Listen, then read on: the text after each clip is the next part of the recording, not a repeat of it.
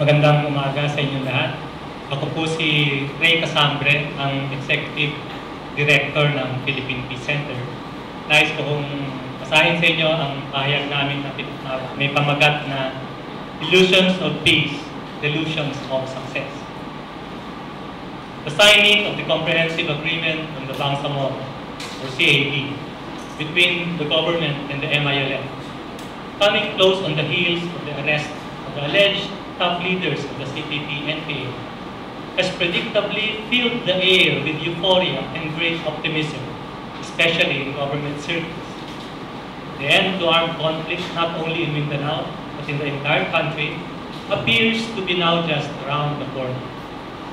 On the face of it, the government under President Benigno S. Aquino is about to achieve what 5 previous administrations have aimed for but failed to do.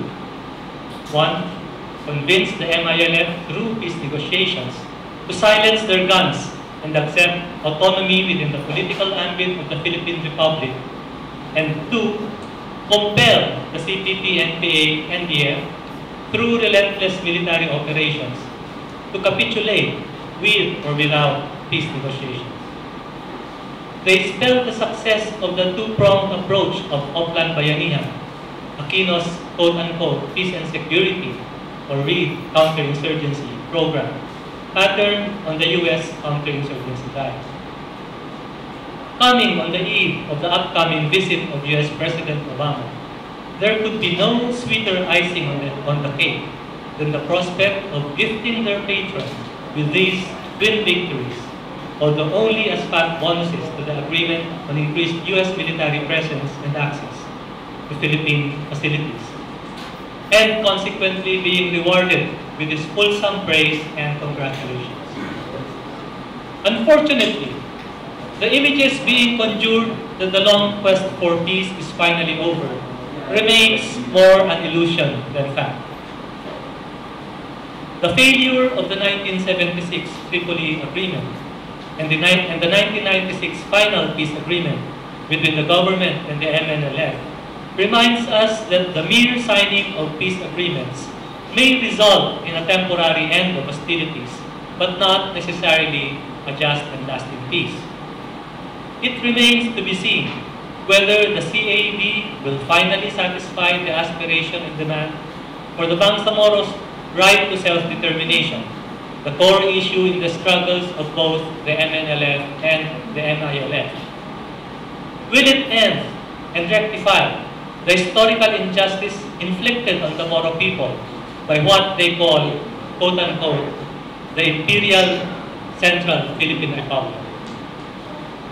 While many in the highest levels of government could not hide their delusions of success in finally pacifying the Moro people and dealing the CPP-NPA crushing head blows, MILF leaders speak with cautious and guarded optimism, subtly warning that the completion of the normalization process, the final demobilization of their Bangsamoro Islamic armed forces, is contingent on their enjoying in reality and not just on paper their right to self-determination. As for the armed struggle waged by the CPP-NPA-NDF, the past 45 years have clearly shown that no amount of arrests, detention, and even killing of their top leaders can crush the revolutionary movement and bring about peace, not to mention a just and lasting one. In the same way that no amount of peace agreements with the Bangsamoro can achieve lasting peace in Mindanao for so long as their basic issues of self-determination is not addressed. As a result of recent and upcoming events, it is becoming more and more evident from the GPH's actions and pronouncements that the government has no interest nor intent in resuming talks with the NDF, notwithstanding its declaration that it is still open to the resumption of talks. It continues to disregard and blatantly violate its prior agreements with the NDFP, the latest instance being the arrest and continued detention of the Chamson couple, despite their declared and proven protection and immunity under the JASIG. No doubt, the militarists and hawks in government are in command and on the road. With the Bangsamoro threat out of the way, and with increased U.S. military presence on facilities, the government anticipates redeploying the armed forces of the Philippines and other state security forces to deal with the CPP-NPA-NDF, all the better to contain, decimate, and eventually render them inconsequential. Not a few in the AFP are now talking about totally crushing the communist rebels, with no less than the Chief of Staff, General Bautista, openly calling for the mass surrender of the CPP and NPA leaders and members. The bad news is that the real casualty in this scenario is not the armed revolutionary movement, but the peace negotiations that have aimed to resolve the armed conflict by putting in place basic social, economic, and political reforms that will eradicate the roots of the armed conflict. Anticipating the weakening of the revolutionary forces, the AFP and GPH now feel that they are close to their goal of forcing the CPP, NPA, and NDF to capitulate, either outside or over the negotiating table. The GPH feels it can now set aside all prior bilateral agreements with the NDF and force a quote-unquote final peace agreement within the framework of the government constitution and legal processes, minus the basic social, economic, and political reforms. This explains why the government continues to refuse to go back to the negotiating table.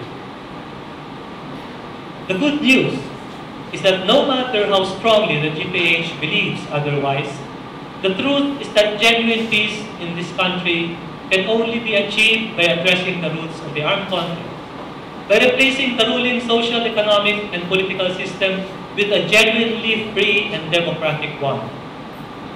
Reeling under the weight of the worsening global and domestic economic crisis, aggravated by continued natural and man-made disasters, the people will certainly continue to fight for a better Philippine society in all arenas and through all possible means.